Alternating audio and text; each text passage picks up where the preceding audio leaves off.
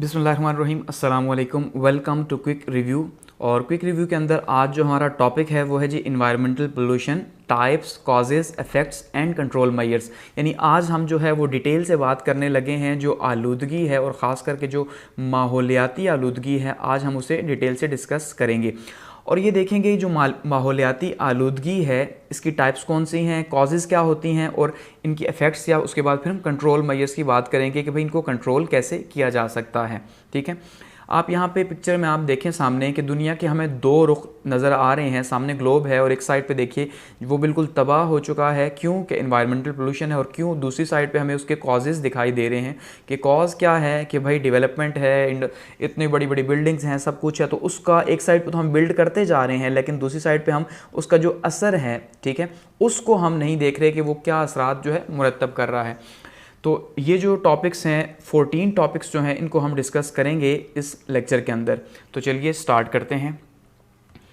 सबसे पहले अगर बात की जाए टाइप्स ऑफ पोल्यूशन की कि जो पोल्यूशन है, ये जो आलूदगी है, इसकी जो टाइप्स हैं वो कौन कौन सी हैं, तो बेसिकली हमारे पास प्राइमरी पोल्यूटेंट्स आते हैं कुछ और सेकेंडरी पोल्यूटेंट्स आते हैं। ठीक है, जब सारी की सारे जो आगे हम डिस्कस करेंगे उनके अंदर ये कॉजेज़ मौजूद होंगे।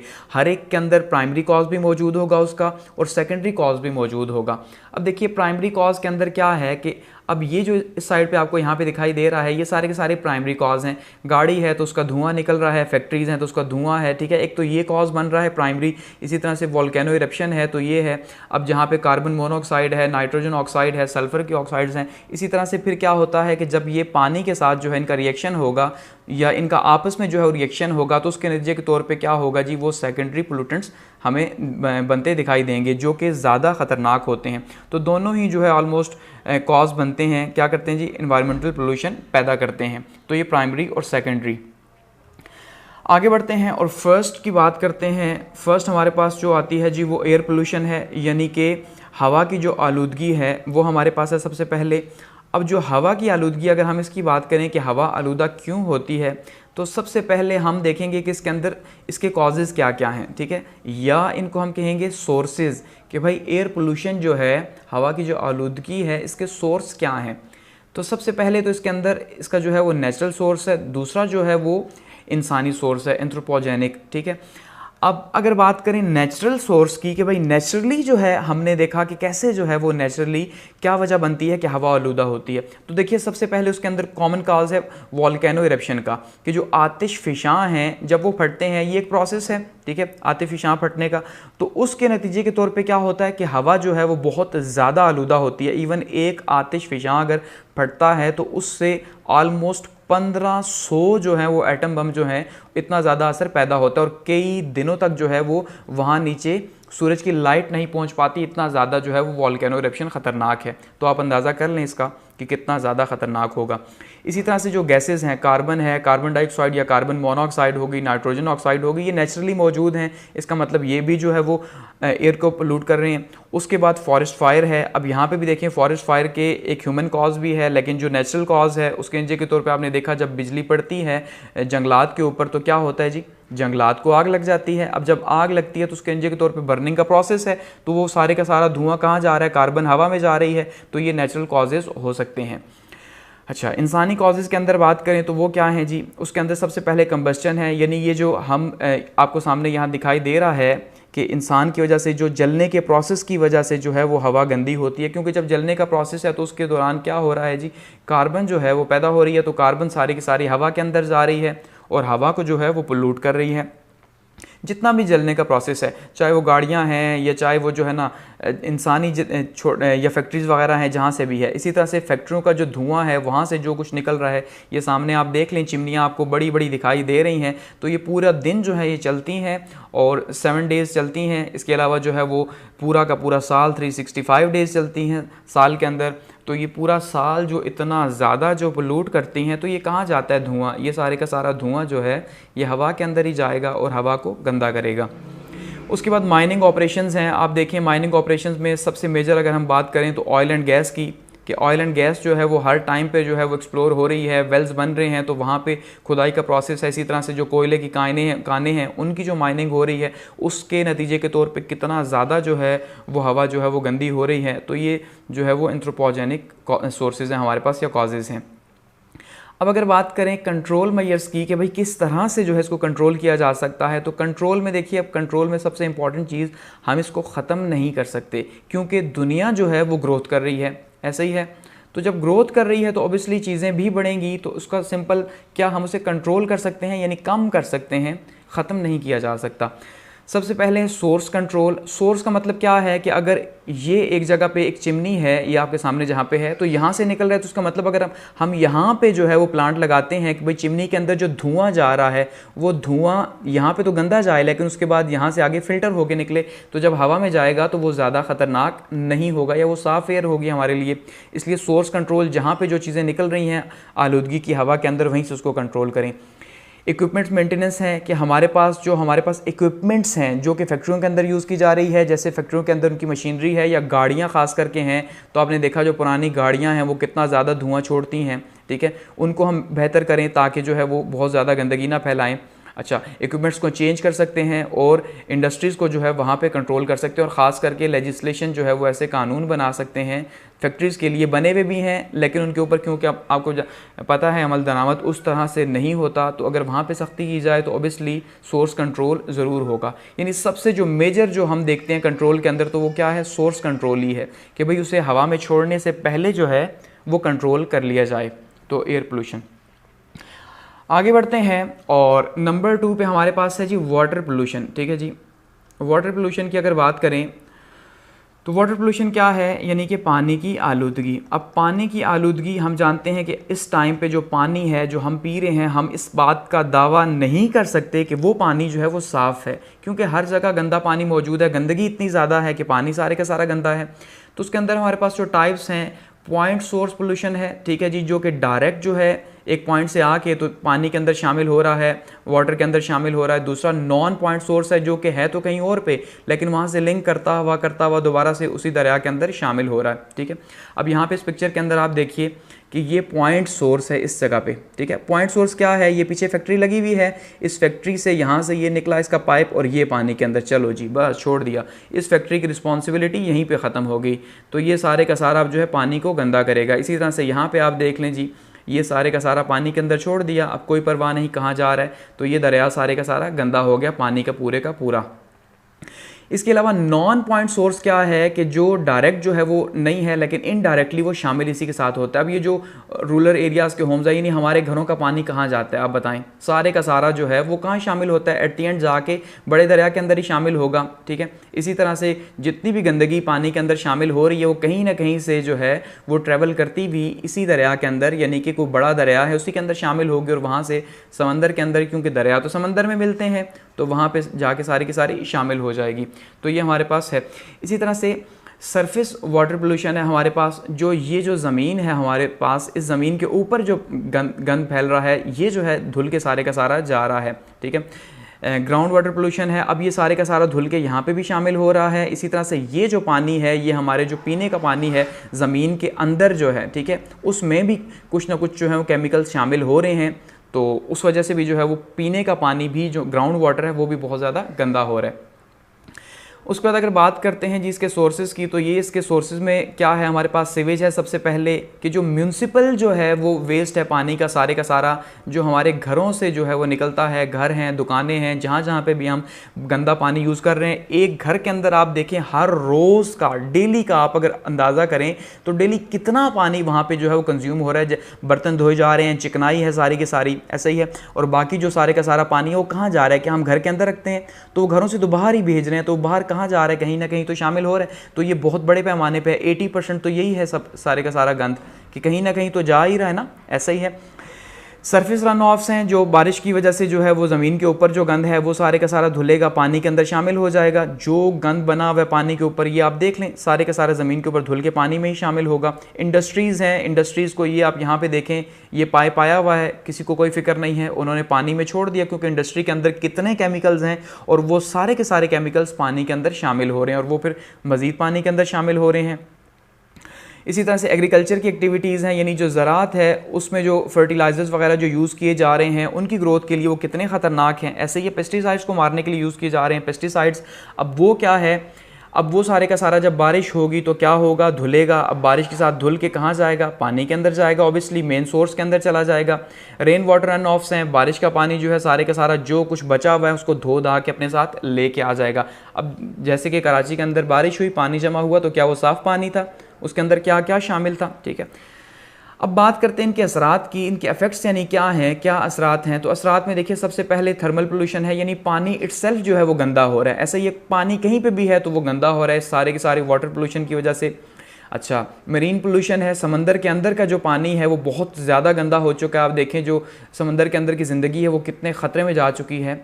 इसी तरह से ग्राउंड वाटर है, जो हमारा पीने का पानी है उसके अंदर शामिल हो रहा है। इसका मतलब पीने के पानी के अंदर शामिल हो रहा है तो हमारी जो है वो सेहत के लिए बहुत ज़्यादा नुकसानदेह है वो। इसी वजह से आप देखिए कि पाकिस्तान के अंदर या जो डेवलपिंग कंट्रीज़ हैं वहाँ पे सबसे बड़ा प्रॉब्लम क्या है, गंदे पानी का, यानी पानी का साफ़ पानी मुयसर नहीं है और उसी वजह से हेपेटाइटिस की जो है वो बीमारियाँ पैदा हो रही हैं बहुत ज़्यादा। हर तीसरे बंदे को हेपेटाइटिस है पाकिस्तान के अंदर, ठीक है, या डेवलपिंग कंट्रीज़ में। क्यों कि पानी वहाँ पर साफ़ मुयसर नहीं। अच्छा, कंट्रोल कैसे किया जा सकता है इसको, या कम कैसे किया जा सकता है, उसमें सबसे पहले केमिकल ट्रीटमेंट है। देखें केमिकल ट्रीटमेंट क्या है कि जहाँ पे जिस फैक्ट्री से निकल रहा है वहीं पे फैक्ट्री के अंदर अगर प्लांट लगा हुआ है तो वो प्लांट क्या करे, केमिकली वहाँ से पानी को साफ़ करे, उसके बाद पानी को वहाँ पे बाहर जो है जहाँ पे भी उसने डंप करना है वो करे। लेकिन यहाँ पे क्योंकि उसके ऊपर ख़र्चा है तो बात सीधी सी है कि ऐसा कोई नहीं करना चाहेगा, क्योंकि जब तक लेजिस्लेशन नहीं होगी, जब तक सख्ती नहीं की जाएगी इन फैक्ट्रीज़ वालों के साथ, तब तक इन्होंने ऐसा नहीं करना। ऑक्सीडेशन पॉन्ड्स हैं, ये आपके सामने एक ऑक्सीडेशन पॉन्ड बना हुआ है कि इसमें क्या है कि पानी को जो है वो आप एक पॉन्ड के अंदर जो है वो तालाब के अंदर जमा करें, ठीक है, उस तालाब के अंदर जमा करें और फिर वहाँ पे जो है सनलाइट और बैक्टीरिया की मौजूदगी में जो है वहाँ पे वो पानी साफ़ होगा कि सब कुछ गंद जो है वो नीचे बैठेगा, उसके बाद जो है वो पानी कुछ साफ़ होगा। सीवेज ट्रीटमेंट प्लांट्स हैं, ये पूरे का पूरा जो म्यूनसिपल जो गंद जा रहा है ये कहाँ जा रहा है, देखिए कहीं पे इसकी कोई ट्रीटमेंट नहीं हो रही, ये पूरे का पूरा जो है वो जाता है और समंदर में शामिल हो जाता है। पूरे पाकिस्तान का या जहाँ पे भी जो है जिस पे मुल्क का इशू है तो हर जगह पे शामिल हो रहा है। तो अगर ये पूरे का पूरा कहीं जो है वो एक जगह जाए, एक जगह जाके इसका पूरा सिस्टम बना हुआ है, प्रोसेस हो, तो उस प्रोसेस के थ्रू वहाँ पे जहाँ पे जमा हो रहा है वहाँ पे इसको जो है वो ट्रीट किया जाए, साफ़ किया जाए, फिर छोड़ा जाए। लेकिन ऐसा भी नहीं, क्योंकि उसके ऊपर बहुत बड़ी कॉस्ट है। अच्छा, इसके अलावा लेजिस्लेशन, सख्त कानून साजी की ज़रूरत है और सेप्टिक टैंक्स बनाए जा सकते हैं, ठीक है। सेप्टिक टैंक्स भी इसी तरह के हैं, ये जो ऑक्सीडेशन पॉन्ड्स हैं कि वहाँ पे भी जो है वो गंद जमा हो जाए और वहाँ से साफ़ पानी जो है वो ऊपर से निकले, ठीक है। तो ये सारे के सारे कंट्रोल मेजर्स हैं जिनको कुछ किया जा रहा है, कुछ फॉलो किया जा रहा है, अदरवाइज़ जो है वो कहीं पर भी फॉलो नहीं हो रहे, ठीक है। आगे बढ़ते हैं और बात करते हैं सॉइल पोल्यूशन की कि भाई सॉइल पोल्यूशन या ज़मीनी आलूदगी जो है वो क्या है। तो अब देखिए सॉइल पोल्यूशन या ज़मीन के ऊपर जो गंदगी है वो तो बहुत ही ज़्यादा है, ठीक है। इसको हम साथ में सॉलिड वेस्ट जब हम डिस्कस करेंगे तो उसके साथ भी हम इसको डिस्कस करेंगे। तो सॉइल पोल्यूशन क्या है, ज़मीन के ऊपर आप ये देखें सारे का सारा कूड़ा कचरा पड़ा हुआ है और ये जो मिट्टी है ये मिट्टी को सारे का सारा गंदा कर रहा है, या ऊपर की जो सरफेस है इसको बहुत ज़्यादा गंदा कर रहा है। ये हमारे शहरों के हालात हैं इस तरह के, ये आप देख लें, ये हालात बने हुए हैं, इससे भी ज़्यादा बुरे हैं ये तो फिर भी कहीं कम नज़र आ रहे हैं। हर घर के आगे या हर मोहल्ला जो है वो मोहल्ला सारे का सारा उसने एक डंपिंग साइट बनाई हुई है, एक ड्रम रखा हुआ है, लेकिन उस ड्रम के अंदर अब वो पहले से ही कचरे से भरा हुआ है, ठीक है। और क्या किया जा रहा है, उसकी साइडों पे पूरा जो एरिया है वो सारे का सारा जो है वो डंपिंग साइट बनी हुई है, सारा गंद वहाँ पे फेंका जा रहा है, शॉपर फेंके जा रहे हैं, वो पूरे का पूरा एरिया जो है सांस लेने काबिल नहीं और बीमारियों की जो है वो जगह बनी हुई है। कॉजेज़ क्या हैं, एग्रीकल्चर एक्टिविटीज़ हैं हमारे पास सॉइल पोल्यूशन में। सबसे पहले अब ये देखिए यहाँ पे जो है स्प्रे हो रहा है, अपनी ज़ाहिर बात है फसलें हैं तो फसलों को प्रोटेक्ट करना है या उनकी ग्रोथ जो है वो ज़्यादा करनी है, तो ग्रोथ ज़्यादा करने के लिए वहाँ पे क्या है कि वहाँ पे स्प्रे करना पड़ेगा। तो वो सारे का सारा स्प्रे क्या होगा, अब बारिश होगी तो ज़मीन के अंदर जाएगा सारे का सारा, इसका मतलब ज़मीन जो है वो वहाँ पर मिट्टी गंदी हो रही है, उसके न्यूट्रिएंट्स जो हैं वो ख़राब हो रहे हैं। माइनिंग एक्टिविटीज़ हैं दोबारा से, ठीक है जी, माइनिंग की जा रही है, उससे पूरी पूरी ज़मीन की हालत जो है वो चेंज की जा रही है। पॉपुलेशन है, सबसे बड़ी बात आबादी है। अब पूरी दुनिया की आबादी देखें तो 8.4 बिलियन है, यानी 8.4 अरब की आबादी है। तो ये 8.4 अरब की आबादी हर रोज़ का अगर एक शॉपर भी जो है वो फेंकती है या एक भी जो है वो कोई टुकड़ा गंद का फेंकती है ज़मीन के ऊपर, तो वो कहाँ जा रहा है सारे का सारा। इंडस्ट्रीज़ हैं, तो जिस तरह इंडस्ट्रीज़ बढ़ रही हैं वैसे वैसे जो है वो आलूदगी बढ़ रही है ज़मीन की, क्योंकि इंडस्ट्रीज़ अपने सारे का सारा गंद जो है वहीं फेंकती हैं।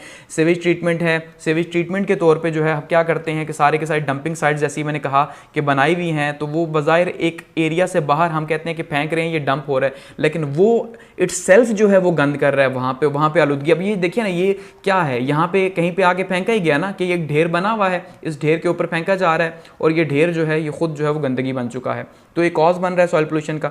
इसके इफेक्ट्स क्या हैं कि ज़मीन खुद जो है वो आलूदा हो रही है, ठीक है, सॉइल पोल्यूशन पैदा हो रही है, हेल्थ प्रॉब्लम्स हैं। आप देख लें कितनी बीमारियां हैं, जितना ये डेंगू या मलेरिया वगैरह होता है, ये डेंगू मलेरिया के मच्छर कहाँ पैदा होते हैं, यहीं पे पैदा हो रहे हैं उसके नतीजे के तौर पे। वाइल्ड लाइफ है उसको बहुत ज़्यादा अफेक्ट हो रहा है, ठीक है जी।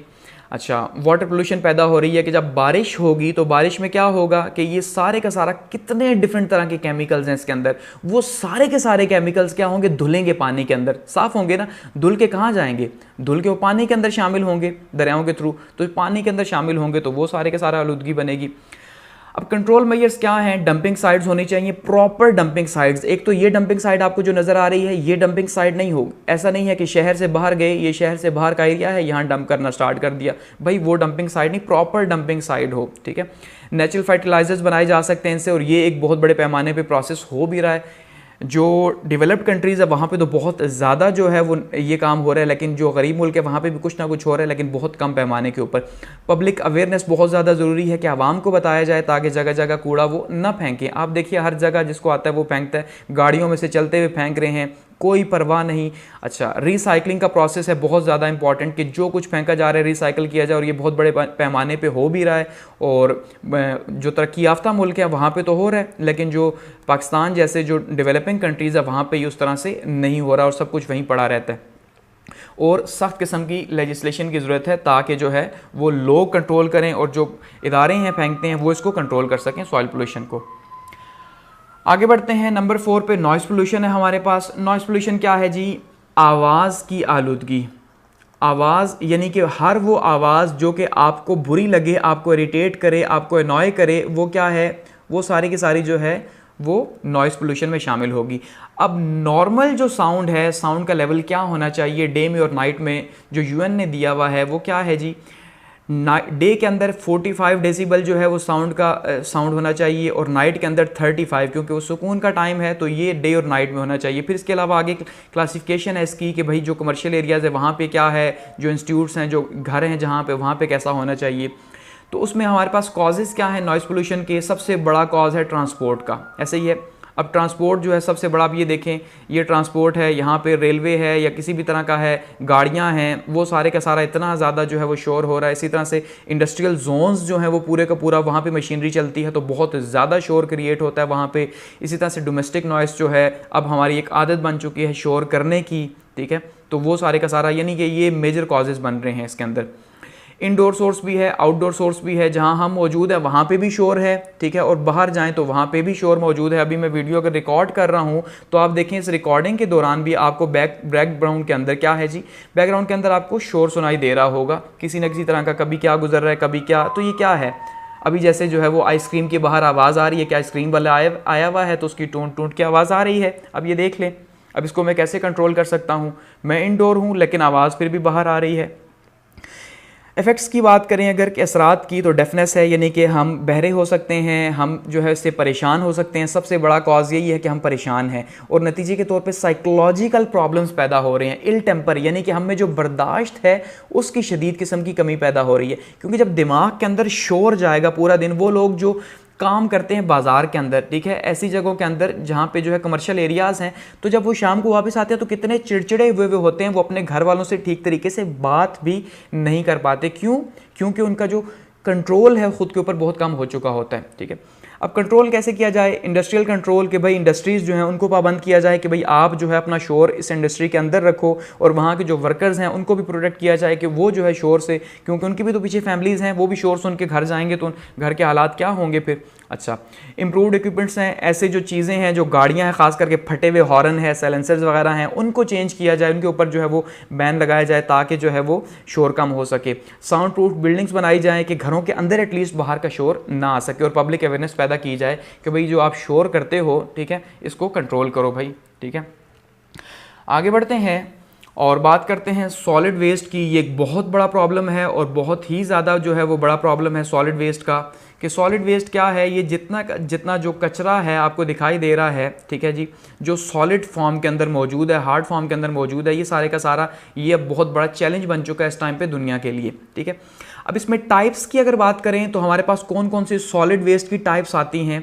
सबसे पहले रेजिडेंशियल है कि जो रिहायशी इलाके हैं, ठीक है, ये रिहायशी इलाके जो हैं ये यहाँ पे सारे के सारा ये गंद फैला रहे हैं। इंडस्ट्रीज़ जो हैं, इंडस्ट्रीज़ का सारा है। म्यूनसिपल है, अब ये रेजिडेंशियल और म्यूनसिपल सेम भी हम इन्हें कह सकते हैं। और एग्रीकल्चर जो है सॉलिड वेस्ट है सारे का सारा, कि एग्रीकल्चर से जो फसल बचती है, देखिए सर्दियों के अंदर हम ये देखते हैं कि इंडिया के अंदर या पाकिस्तान के पंजाब के अंदर जो है वो क्या किया जाता है जी, वहाँ पर उनको आग लगाया जाता है, बर्न एंड स्लैश फार्मिंग भी उसे कहा जाता है। तो वो तो आग लगाते हैं, लेकिन वो हवा के अंदर सारी की सारी धुंध 3-4 माह तक जो है वो क्या हालात रहते हैं उसके नतीजे के तौर पे, ठीक है। तो वो सारे का सारा वो जमा हो रहा होता है। इसी तरह से एग्रीकल्चर की जो बाकी वेस्ट है वो कहाँ जाता है, इंडस्ट्रीज़ का वेस्ट कहाँ जाता है, घरों का जो हम कूड़ा करकट फेंकते हैं हर रोज़ का, अगर एक डस्टबिन हम जो है वो बाहर फेंक रहे हैं तो एक डस्टबिन कहाँ जा रहा है, वो सारे का सारा वो बाहर कहीं जा रहा है, ऐसा ही है। और वहाँ से जो है पूरा मोहल्ला फेंक रहा है, वो कहाँ जा रहा है। अब ये देखिए ये एक डंपिंग साइड है, ओपन डंपिंग साइड है। तो अब यहाँ पे क्या हालात बने हुए हैं, सारे का सारा यहाँ फेंका जा रहा है, तो यहाँ से कहाँ जा रहा होगा,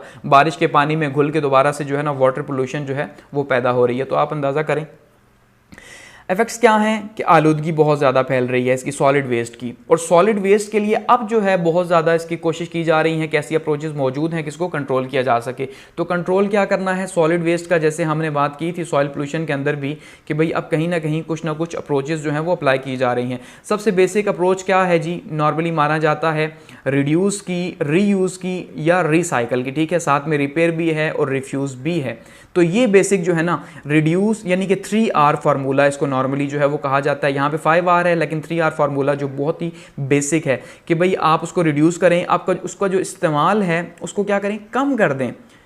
आप उसके इस्तेमाल को कम करें, जो भी चीज़ यूज़ कर रहे हैं उसको रिपेयर करें, उसको फेंक ना दें, बल्कि अगर ख़राब हो गई है तो उसको दोबारा से ठीक करके इस्तेमाल करें, ठीक है। और थर्ड पे क्या हमारे पास है जी रिसाइकल, उसको दोबारा से जो है वो यूज़ करने के लिए रिसाइकल करें और कोई नई चीज़ उससे बनाएं। तो ये अप्रोचेस जब यूज़ होंगी तो ये सॉलिड वेस्ट जो है वो कहीं जाएगा। और ये जापान के अंदर या चाइना के अंदर या यूके और यूएस के अंदर जो है ये बहुत बड़े पैमाने पे ये अप्रोचेस जो हैं वो अपनाई जा रही हैं, ख़ास करके रिसाइकल की, ठीक है। रिसाइकलिंग से क्या क्या बन रहा है, लेकिन पाकिस्तान के अंदर भी ये बहुत कम है। कराची के अंदर जो है वो कुछ ना कुछ फॉलो हो रहा है कि एक आध कंपनी मौजूद है जो घरों से कूड़ा करकट जो है वो ख़रीदती है और उसको फिर जो है आगे जाके यूज़ करती है। इसके अलावा आप देखिए जी बायोलॉजिकल वेस्ट ट्रीटमेंट्स हैं, उससे जो है वो बनाया जा सकता है, खादें बनाई जा सकती हैं। अच्छा, इंसिनरेशंस हैं, जो चिमनियां हैं उनसे उनको में नॉर्मली यही जो प्रोसेस है फॉलो किया जाता है पाकिस्तान के अंदर या तरक्की पजीर ममालिक के अंदर, इनको जला दिया जाता है, ठीक है, कि जब तक वो मौजूद है उनको जला दो चिमनी के अंदर डाल के। इसी तरह से वेस्ट ब्यूरिड लैंडफिल्ड्स हैं, ज़मीन के अंदर ऐसी जगह बनाई हुई हैं जहाँ पर जो है वो उसको ज़मीन के अंदर जो है डंप किया जाता है ताकि वो खाद बन सके, या फिर वैसे उसको डंप कर दिया जाता है। ओपन डंपिंग, ये ओपन डंपिंग ही आपको दिखाई दे रही है कि सामने दिखाई दे रहा है, एक साइड सेलेक्ट की भी है, वहाँ पे जाके बस ढेर लगाते जाओ, गंद बनता जाए, वहाँ पे कोई परवाह नहीं। फिर नेचुरल प्रोसेस है। अब देखिए अब वेस्ट के अंदर हमारे पास प्रोसेस है जो दुनिया इस्तेमाल कर रही है, पाकिस्तान के अंदर भी किसी लेवल पे यूज़ हो रहा है कि सबसे पहले आपने अगर प्रॉपर जो है डंपिंग की है उसकी, जहाँ पे गवर्नमेंट ने बताया हुआ है, या म्यूनसिपल वेस्ट जहाँ पे जाता है तो म्यूनसिपल वेस्ट के अंदर आप वहाँ उसको डालते हैं तो वहाँ से कलेक्ट होता है। अब यहाँ पे हमारा प्रॉब्लम ये है कि गाड़ियाँ भी इतनी ओवरफ्लो की हुई होती हैं कि वो सारे का सारा रोड पे साइडों पे वहीं पे गिर जाता है, जाते जाते जो है ना भाई गाड़ियों की तादाद ज़्यादा कर लें, क्या कहा जाए। तो यहाँ से ये जाएगा, फिर क्या होगा जी, प्लांट के अंदर जाएगा, उस प्लांट से प्रोसेस होगा, प्रोसेस होने के बाद फिर वो क्या होगा जी, फ्यूल के तौर पे, गैस के तौर पे, इलेक्ट्रिसिटी के तौर पे, यानी एनर्जी के तौर पे किसी न किसी तरह से वो जो है यूज़ हो सकेगा सॉलिड वेस्ट। आगे बढ़ते हैं और बात करते हैं जी डिफॉरेस्टेशन की, कि हमारे पास डिफॉरेस्टेशन क्या है। डिफॉरेस्टेशन यानी कि जंगलात का कटाव। आप देखिए कितनी तेज़ी से जो है वो जंगलात जो है वो काटे जा रहे हैं। अब जंगलात का कटाव हमारा बहुत बड़ा प्रॉब्लम है 21st सेंचुरी का, क्योंकि देखिए दुनिया बहुत तेज़ी से जो है वो ग्रोथ कर रही है। तो जब दुनिया तेज़ी से ग्रोथ कर रही है तो ऑब्वियसली उसे ज़्यादा जगह चाहिए, ज़्यादा रिसोर्सेज यूज़ करने हैं। तो अब जब ज़्यादा जगह चाहिए, ज़्यादा रिसोर्सेज यूज़ करने हैं, तो फिर क्या है, फिर जंगलात की तो शामत आनी है कि वो जो जंगलात पहले मौजूद थे, पहले तो सारे का सारा जंगल ही था, ऐसे ही फिर करते करते अब देखिए शहर बने। तो अब उसमें हमारे पास कॉजेज़ क्या आते हैं। सबसे पहला कॉज है पॉपुलेशन यानी कि आबादी। आबादी जो है वो मैंने पहले भी कहा 8.4 बिलियन जो है वो बढ़ चुकी है। तो 8.4 बिलियन की आबादी है तो उसकी नीड्स भी उतनी ही ज़्यादा हैं। जितनी ज़्यादा नीड्स है उनको फुलफिल करने के लिए उतनी ज़्यादा इंडस्ट्रीज़ लगेंगी, उतनी ज़्यादा जब इंडस्ट्रीज़ लगेंगी तो ऑब्वियसली फिर उतने ही ज़्यादा जंगलात काटे जाएंगे। एग्रीकल्चर की नीड बढ़ रही है, आबादी है तो अब देखिए ये नीड इसके नीचे आ रही हैं। आबादी है तो एग्रीकल्चर ज़्यादा चाहिए क्योंकि फूड ज़्यादा चाहिए ना। अब जब फूड ज़्यादा चाहिए तो एग्रीकल्चर ज़्यादा है, तो एग्रीकल्चर के लिए क्या है, जंगलात को काटना पड़ेगा, वहाँ पे एग्रीकल्चर होगा। फ्यूल वुड्स हैं जलाने के लिए जो यूज़ हो रही हैं, ठीक है। अर्बनाइजेशन है, शहर जो हैं वो बहुत ज़्यादा एक्सटेंड हो चुके हैं, तो जैसे जैसे शहर एक्सटेंड होंगे तो क्या करेंगे, वहाँ पे कटाई करेंगे वो वहाँ पे घर बनेंगे। इंडस्ट्रीज़ लग रही हैं, ऐसा ही है। अब इंडस्ट्रीज़ शहर से बाहर लगती हैं, तो शहर से बाहर जहाँ पे इंडस्ट्रीज़ लगती हैं वहाँ पे कुछ ना कुछ तो है, यानी जंगलात हैं उनको काटा जाएगा, वहाँ इंडस्ट्रीज़ लगेंगी। माइनिंग ऑपरेशंस हो रहे हैं, जहाँ पे भी जंगल के अंदर जाके तेल कहीं निकला हुआ है या पहाड़ों में, तो वहाँ माइनिंग है, तो सारे का सारा जो है वो जंगलात काटे जाएंगे, रास्ता बनाया जाएगा। वैसे तो माइनिंग हो नहीं सकती। फॉरेस्ट फायर्स हैं और बाकी जो कसर बचती है वो जंगलात के अंदर, आपने जैसे देखा इस साल भी ऑस्ट्रेलिया के अंदर जो है वो आग लगी और कितनी बड़ी उसने तबाही की। पाकिस्तान के अंदर हर साल आप देखिए आग लगती है, जो हमारे नॉर्दर्न एरियाज़ है यहाँ पे पहाड़ों पे। अच्छा, इसी तरह से नॉट एफॉरेस्टेशन, इन जंगलात नहीं लगाए जा रहे, शजरकारी नहीं की जा रही, उस वजह से भी, यानी कि एक साइड पर अगर 10 दरख्त कट रहे हैं तो उसके मुकाबले में एक भी नहीं लग रहा। अगर एक लगे तो फिर बात बनती है, अदरवाइज 10 कट रहे हैं तो 10 ही लगने चाहिए। कैश क्रॉप है, यानी कि वही लालच कि भाई हम ऐसी फसलें उगाएं जो हमें ज़्यादा से ज़्यादा पैसा दे सकें, तो उससे भी क्या है, जंगलात को काटा जा रहा है। कल्टीवेशन की जा रही है हिल स्लोप्स के ऊपर दुनिया के अंदर, पाकिस्तान में तो कम है लेकिन दुनिया के अंदर खास करके चाइना जो है वहाँ पे आप देखें या बाकी जो कंट्रीज़ है वहाँ पे हिल स्लोप्स के ऊपर जो है वो लगाई जाती है टी, ठीक है, यानी इसको हम कहते हैं चाय की पत्ती जो है वो लगाई जाती है। तो वो हिल स्लोप्स के ऊपर कल्टीवेशन हो रही है, उसके नीचे के तौर पर भी जो है जंगलात काटे जा रहे हैं। ओवर ग्रेजिंग है, ओवर ग्रेजिंग यानी कि जो क्या कहते हैं, जो मवेशी हैं उनको जो है उनकी चरागाहें जो हैं वो बहुत ज़्यादा हैं मवेशियों की, उस वजह से जो है क्या हो रहा है जी, ये सारे के सारे डिफॉरेस्टेशन हो रही है। इफेक्ट्स क्या हैं, सबसे बड़ा जो इसका इफेक्ट है वो ग्लोबल वार्मिंग के ऊपर है, यानी कि इंक्रीज़ हो रहा है GHS गैसेस जो हैं, ग्रीन हाउस गैसेस जो हैं उनका इमिशन ज़्यादा हो रहा है, क्योंकि अब दरख्तों का काम क्या है, कार्बन डाइऑक्साइड जो है वो उसको जज़्ब करते हैं। लेकिन जब दरख्त ही नहीं होंगे तो कार्बन डाइऑक्साइड कहाँ जाएगी, हवा के अंदर जाएगी, ग्रीन हाउस गैसेज ज़्यादा पैदा होंगी, उनको कंट्रोल नहीं किया जा सकेगा। उससे क्या होगा, अब दरख्त अगर माहौल को खुशगवार रखते हैं कार्बन डाइऑक्साइड को जज़्ब करके या हीट को, तो अब क्या होगा, वहाँ पर गर्मी ज़्यादा पैदा होगी। इरोजन का प्रोसेस हो रहा है, ज़मीन सारी की सारी, जब देखें जब फ्लड आते हैं तो अपने साथ कितना कुछ लेके जाती है, क्योंकि वहाँ पे दरख्त की जड़ें होती तो वो ज़मीन को कंट्रोल करती, लेकिन अब फ्लड्स आ रहे हैं तो वो क्या हो रहा है, उसके नीचे के तौर पे इरोजन हो रही है। अच्छा, बायोडाइवर्सिटी जो है उसमें कमी आ रही है कि अब पहले परिंदे या जानवर जो थे वो कहाँ थे, वो जंगलात के अंदर थे। अब जब जंगलात ही नहीं हैं तो ये जो परिंदे हैं ये कहाँ जाएंगे। ऐसे ही इनकी जो जगह हैं, इनके जो घर हैं वो कम हो रहे हैं, मर रहे हैं। इसी वजह से ये एयर पोल्यूशन, हवा के अंदर आलूदगी बहुत ज़्यादा बढ़ रही है, क्योंकि जब जंगलात ही नहीं हैं तो हवा के अंदर आलूदगी कैसे जो है वो इंक्रीज़ नहीं होगी। अब सोल्यूशन क्या है, सिंपल सोल्यूशन ये है कि जंगलात लगाए जाएं। जैसे पाकिस्तान में जो है वो ट्रिलियन ट्री जो है वो एक प्रोजेक्ट चला हुआ है कि अगर अल्लाह करे ये लग जाएँ, ट्रिलियन ट्री अगले 5 साल के दौरान इमरान खान साहब लगा दें तो उससे जो है वो अभी माहौल बेहतर हो सकता है। ऐसे लॉज बनाए जाए, बहुत सख्त किस्म के लॉज के भाई आप जो है वो जंगलात को नहीं काट सकते, बने हुए भी हैं लेकिन उनके ऊपर हम जानते हैं अमल नहीं होता। और मूवमेंट्स चलाई जाएं जंगलात को बचाने के लिए, जैसे चिपकू या एपकू मूवमेंट्स इंडिया के अंदर जो है वो चलाई गई, तो वैसे ही जो है वो मूवमेंट्स जो है दुनिया के अंदर भी चल रही हैं, तो पाकिस्तान के अंदर भी चलाई जाएं। और UN जो है ख़ास करके अपना रोल प्ले करे इसके अंदर कि भाई वो पाबंद करे हर मुल्कों के, वो इस बात को हर सूरत में जो है मेंटेन करें कि 25% जो है वो वहाँ पे जंगलात होने चाहिए। अब पाकिस्तान के अंदर इस टाइम पे 3% हैं 25% के बजाय, तो आप देखें हम कहाँ पे इस टाइम पे मौजूद हैं। आगे बढ़ते हैं, आगे हमारे पास जी डेजर्टिफिकेशन। डेजर्टिफिकेशन क्या है, जो ज़रख़ेज़ ज़मीन है उस ज़रख़ेज़ ज़मीन का बंजर में तब्दील होना जो है उसको कहते हैं जी डेजर्टिफिकेशन। यानी एक ज़रख़ेज़ ज़मीन हमारे पास, ये अब सामने आपको लैंड दिखाई दे रही है, ये लैंड किसी टाइम पे यहाँ पे ये एग्रीकल्चर हो सकता था, ऐसे ही यानी ज़राअत हो सकती थी या यहाँ पे प्लांटेशन हो सकती थी।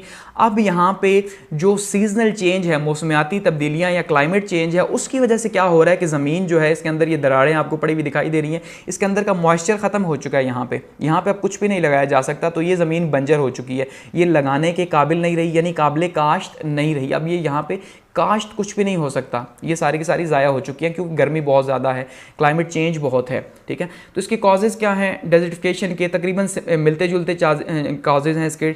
डेजर्टिफिकेशन की और डिफॉरेस्टेशन की। ओवर ग्रेजिंग है यानी कि चारागाहें बहुत ज़्यादा हैं। ओवर कल्टीवेशन है बहुत ज़्यादा। जब हम लालच करेंगे एक ज़मीन से पैदावार लेने की, एक खेत है देखिए अगर वो 2 साल हमें फसल दे रहा है तो 1 साल उसे फ्री छोड़ना चाहिए ताकि उसकी जो न्यूट्रिशन वैल्यू है दोबारा से बहाल हो सके। तो हम क्या करते हैं, मुसलसल उसके ऊपर कल्टीवेशन करते हैं और साथ में जो है हम खादें यूज़ करते हैं, तो ज़मीन जो है फिर वो छोड़ जाती है अपना। एक इंसान है उसको आप अगर गोलियां वगैरह दे के, टैबलेट्स दे के, सिरप्स दे के उसको चलाते हैं तो एक इंसान भी जो है वो फिर जल्दी, ज़ाहिर बात है, उसकी मशीनरी ख़त्म होगी। इरिगेशन है बहुत ज़्यादा। जब पानी हम लगाते हैं या ऐसी जो ज़मीनें हैं जहाँ पे बहुत ज़्यादा पानी लगता है तो वो क्या होता है, सेम और थोर का वहाँ पे प्रॉब्लम पैदा हो जाता है। डिफॉरेस्टेशन बहुत बड़ा कॉज है कि जब जंगलात कटेंगे तो नतीजे के तौर पे नीचे ये नतीजा हमें देखने को मिलेगा। अर्बन एक्टिविटीज़ हैं यानी कि जो शहरों का बढ़ाव है, इस तरह की एक्टिविटीज़ जो हैं ये भी डेजर्टिफिकेशन का सबसे बड़ा कॉज है। क्लाइमेट चेंज जो है, मौसमियाती तब्दीलियाँ, वो बहुत बड़ा मसला जो है वो ला रही हैं। नेचुरल डिज़ास्टर्स यानी कि कुदरती आफात जो हैं, ये कुदरती आफात भी जो हैं वो बहुत बड़ा सबब बन रही हैं इसका डेजर्टिफिकेशन का। इफ़ेक्ट्स क्या हैं, सॉइल की जो क्वालिटी है यानी मिट्टी की जो क्वालिटी है वो रिड्यूस हो रही है और काद जो है, फेमाइन जो है वो बढ़ता जा रहा है। अब ज़ाहिर बात है खुशहाली बढ़ेगी। क्यों बढ़ेगी? क्योंकि जब एग्रीकल्चर ही नहीं है, जब वहाँ पे ज़मीन ही कम हो रही है, काश नहीं रही, काश के काबिल नहीं रही, तो वहाँ पे उसका नुकसान तो होगा। कंट्रोल कैसे किया जा सकता है जी? इंप्रूव किया जा सकता है ड्रेनेज सिस्टम को, ताकि पानी जो है वो अगर पक्की नालियों से गुजरे, पक्के पुश्ते जिसको कहते हैं, तो उससे क्या होगा कि साइडों पे पानी जो है वो खेतों के अंदर नहीं जाएगा और वहाँ पे ज़मीन बची रहेगी। रीन्यूएबल एनर्जी बहुत इंपॉर्टेंट है कि रीन्यूएबल एनर्जी ऐसे सोर्सेज यूज़ किए जाएँ जो कि रीन्यूएबल, जो बार बार यूज़ हो रहे हैं, ताकि हम जो है इसको कंट्रोल कर सकें और जंगलात लगाए जाएँ, सबसे इंपॉर्टेंट चीज़। ठीक है, आगे बढ़ते हैं। यूट्रिफिकेशन हमारे पास है नेक्स्ट टॉपिक। तो यूट्रिफिकेशन क्या है? सिंपली जो है वो न्यूट्रिएंट्स का ज़्यादा हो जाना पानी के अंदर जो है उसको कहते हैं यूट्रिफिकेशन। अब ये आपको सामने पानी दिखाई दे रहा है, इस पानी के अंदर ये नॉर्मल एल्गी मौजूद है, ठीक है। लेकिन जब क्या होगा कि जब यहाँ पे न्यूट्रिएंट्स ज़्यादा मिलेंगे इसे, ठीक है, अगर इसको 5 kg मिलने चाहिए थे तो 50 kg मिले हैं इसे, तो नतीजे के तौर पे क्या होगा, ग्रोथ भी उतनी ही ज़्यादा होगी पानी के अंदर, ठीक है। पानी के अंदर ग्रोथ ज़्यादा होगी और वो एल्गी जो है इसकी, अब ये लेयर आप देखें यहाँ पे बनी हुई आपको दिखाई दे रही है, तो नीचे यहाँ से सनलाइट कैसे जाएगी और यहाँ नीचे जो अंदर पानी के अंदर जो मौजूद है वो कैसे ज़िंदा रहेंगे, ठीक है। तो इसका क्या होगा, बहुत बड़ा नुकसान है। तो पानी के अंदर ये बहुत बड़ी बड़ी तहें जो हैं अब बनी हुई हैं यूट्रिफिकेशन की, और ये बहुत बड़ा प्रॉब्लम है। क्यों? उसके कॉजेज़ क्या हैं? फर्टिलाइज़र सबसे बड़ा कॉज है कि अब जो फसलों के ऊपर हम जो स्प्रे करते हैं, वो स्प्रे जब बारिश होती है तो बारिश के पानी के साथ क्या होता है, वो धुलता है, धुल के जाएगा कहाँ पे, वहाँ पे जो करीबी पॉन्ड्स वगैरह हैं, दरिया हैं, वहाँ जाएगा। तो इसका मतलब वहाँ पे न्यूट्रिएंट्स ज़्यादा हो जाएंगे जिसे चाहिए ही नहीं, तो वहाँ पे जाके वो क्या करेंगे, ग्रोथ करेंगे उन चीज़ों की जो ज़रूरी नहीं है।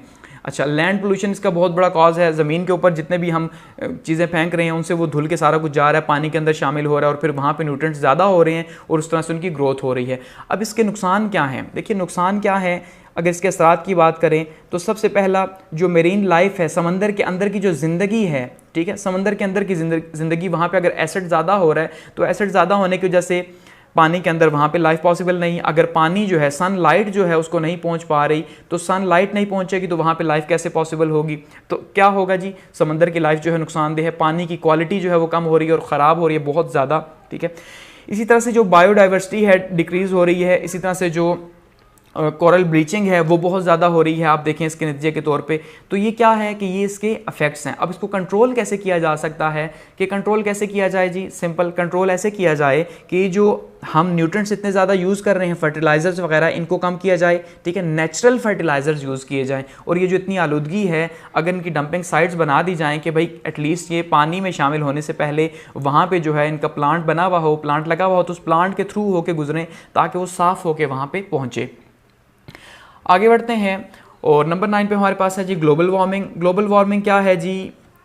ओवरऑल जो है माहौल का गर्म हो जाना, ठीक है, ये ग्लोबल वार्मिंग है। ग्लोबल यानी कि ग्लोबली जो है गर्म होना माहौल का, मौसम का, ये ग्लोबल वार्मिंग है। अब ग्लोबल वार्मिंग तो इस टाइम पे सबसे बड़ा प्रॉब्लम है 21st सेंचुरी का, क्योंकि नेचुरली जो अर्थ का टेम्परेचर है वो इस टाइम पे ऑलमोस्ट 2 डिग्री सेंटीग्रेड तक जो है वो रेज हो चुका है। अब इसका मतलब ये है कि जो अर्थ का टेम्परेचर था वो बढ़ता जा रहा है। क्यों बढ़ता जा रहा है? एक तो ये नेचुरल प्रोसेस है कि अब एक चीज़ अगर बनी है तो उसने जो है वो, ज़ाहिर बात है, उसने डिक्रीज़ भी होना है, उसने पीछे भी जाना है। तो एक तो नेचुरल कॉज है कि सूरज जो है वो हर टाइम पे चमक रहा है। दूसरा, जो इंसान उसके अंदर जो चीज़ें ऐड करता जा रहा है, उसकी शिद्दत को बढ़ाने के लिए उसकी इंटेंसिटी जो है वो इंक्रीज़ हो रही है, तो नुकसान हो रहा है।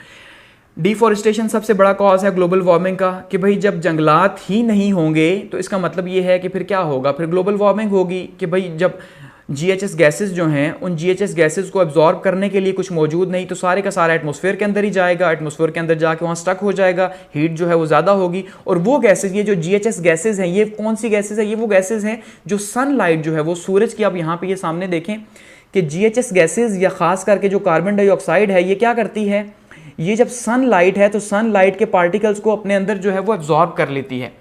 अब अपने अंदर जब एब्जॉर्ब करेगी तो हीट ट्रैप हो जाएगी यहाँ हमारे एटमॉस्फेयर के अंदर। जब हीट एटमॉस्फेयर के अंदर ट्रैप होगी तो ये जो GHS गैसेस हैं ये बहुत ज़्यादा इंक्रीज हो जाएगी, ये और ज़्यादा जो है वो हीट अप कर देंगी इस पूरे के पूरे सिस्टम को। जैसे एक रूम है, ठीक है, उस रूम के अंदर कोई वेंटिलेशन अगर है ही नहीं तो नतीजे के तौर पर क्या होगा कि जो छत से गर्मी आ रही है वो सारी की सारी गर्मी वहाँ पर ट्रैप हो जाएगी। तो वहाँ अंदर फिर कैसे जो है वो पॉसिबल होगा। तो क्या हो रहा है जी, वो सारे का सारा हीट ट्रैप हो रही है। पॉपुलेशन ग्रोथ है, आबादी बढ़ रही है, उसकी नीड्स बढ़ रही हैं, उस वजह से जो है सबसे बड़ा प्रॉब्लम हो रहा है हमारे लिए। अच्छा, माइनिंग जो है, माइनिंग एक्टिविटीज़ पूरी दुनिया के अंदर आप देखें किस तेज़ी से हो रही है, फर्टिलाइजर्स का यूज़ हो रहा है, ये सारी की सारी चीज़ें क्या हैं जी, ये कॉजेज़ बनती हैं ग्लोबल वार्मिंग का। इफेक्ट्स क्या हैं, कार्बन इंक्रीज़ हो रही है बहुत ज़्यादा, और जो नेचुरल कार्बन का साइकिल था वो सारे का सारा जो है वो इफेक्ट हो रहा है इसके नतीजे के तौर पे।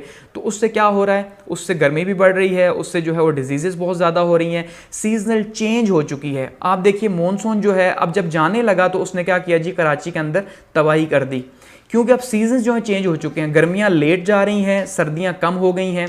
तो इससे क्या हो रहा है, या बहुत ज़्यादा इंटेंसिटी उनकी बढ़ गई है। तो आइडिया हो रहा है कि भाई जो क्लाइमेट चेंज है वो उसका नतीजा है।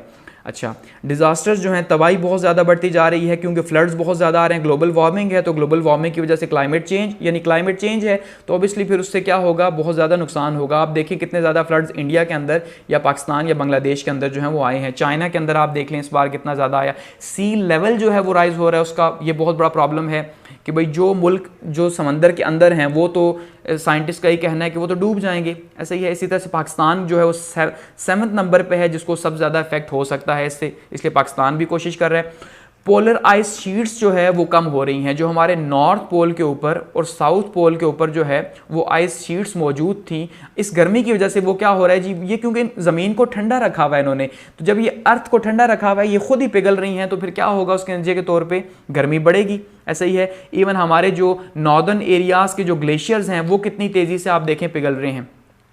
फूड चेन के ऊपर इसका बहुत ज़्यादा असर हो रहा है, ठीक है।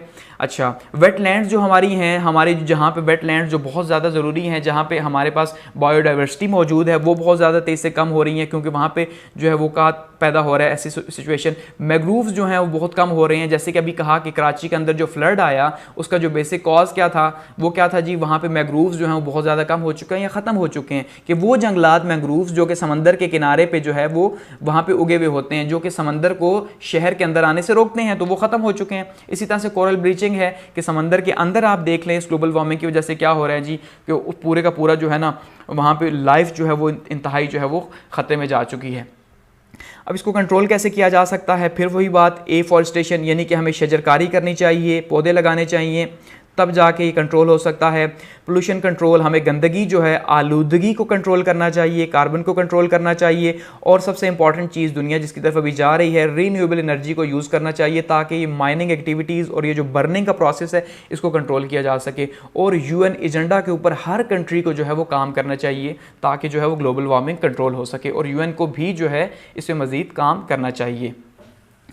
आगे बढ़ते हैं, एसिड रेन हमारा लास्ट टॉपिक है जी। एसिड रेन क्या है, एसिड रेन यानी कि तेज़ाबी बारिश। अब तेज़ाबी बारिश क्या है कि जो बारिश है उसके अंदर जब पानी, तेज़ाब वाला पानी शामिल हो जाए, एसिड शामिल हो जाए, तो वो तेज़ाबी बारिश है, यानी कि नॉर्मल बारिश है, लेकिन जब हमारे पास जो एटमॉस्फेयर हमारा मौजूद है उस एटमॉस्फेयर के अंदर क्या प्रॉब्लम है, सबसे बड़ा उस एटमॉस्फेयर के अंदर प्रॉब्लम ये है कि वहाँ पे केमिकल्स मौजूद हैं। जब वहाँ पे केमिकल्स मौजूद हैं तो उन केमिकल्स के नतीजे के तौर पे जब बारिश वहाँ से होके गुजरेगी तो क्या होगा, वो सारे का सारा अपने साथ इनको धो के लेके आएगी, तो वो सारी की सारी बारिश जब नीचे आएगी तो क्या होगा, वो एसिड रेन होगी। अब यहाँ पे आप देखिए, यहाँ पे फैक्ट्रियाँ मौजूद हैं, यहाँ पे जो है इनसे गैसेस निकल रही हैं, और ये गैसेस जो हैं ऊपर जाके जो है वो कंडेंस हो के जब बारिश बरसाती हैं तो ये सारे के सारे जो रेन है एसिड रेन है। ये ख़तरा क्या पैदा कर रही हैं जी, ये हमारे जो फॉरेस्ट शीट है उसको कम कर रही हैं, ठीक है, यानी कि इसके असरात एग्रीकल्चर के ऊपर बहुत ज़्यादा हैं, फसलें तबाह हो रही हैं इससे, फॉरेस्ट चीज़ जो है जंगलात को तबाह कर रही है ये। इसी तरह से जो बिल्डिंग्स हैं जैसे ताजमहल जैसी बिल्डिंग जो है उसको भी ये बहुत बड़ा ख़तरा है, या बाकी जो बड़ी बड़ी बिल्डिंग्स हैं उनके ऊपर जब एसिड रेन होती है तो उनका जो कलर है वो जो है वो उतरता जाता है। तो इसी तरह से वाटर पोल्यूशन है, यानी जो पानी है, अब ये जो एसिड रेन है ये पानी के अंदर शामिल होगा तो फिर क्या होगा। अब यहाँ से इसको देखिए ज़रा पीएच स्केल को, ताकि आपको समझ आए कि ये कहानी क्या हो रही है। देखिए नॉर्मल जो पानी है, नॉर्मल पानी जो हमारे पास है वो क्या आता है जी, प्योर वाटर हमारे पास है, उसका पीएच लेवल है 7, ऐसे ही है। और जो हमारे पास एसिड रेन है उसका पीएच लेवल है 4, ठीक हो गया, एसिड रेन का। तो अब जब यहाँ पे लिखा हुआ है जी 4.2 जब वाटर होगा, इसका पीएच लेवल होगा, तो जो जितनी भी मछलियाँ हैं वो सारी की सारी मर जाएंगी।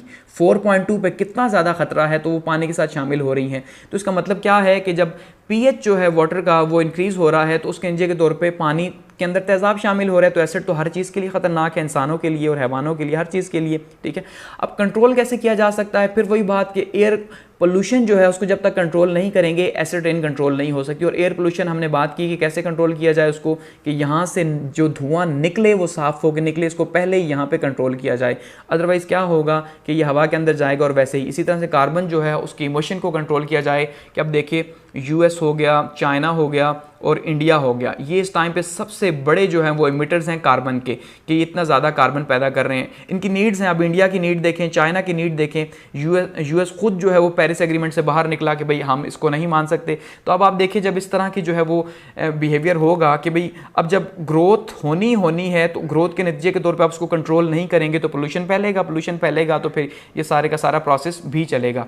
तो ये हमारे पास यहाँ पे एंड हो गया जी हमारा पूरे का पूरा इन्वायरमेंटल पोल्यूशन का टॉपिक, ठीक है। तो यहाँ पे इसको एंड करते हैं।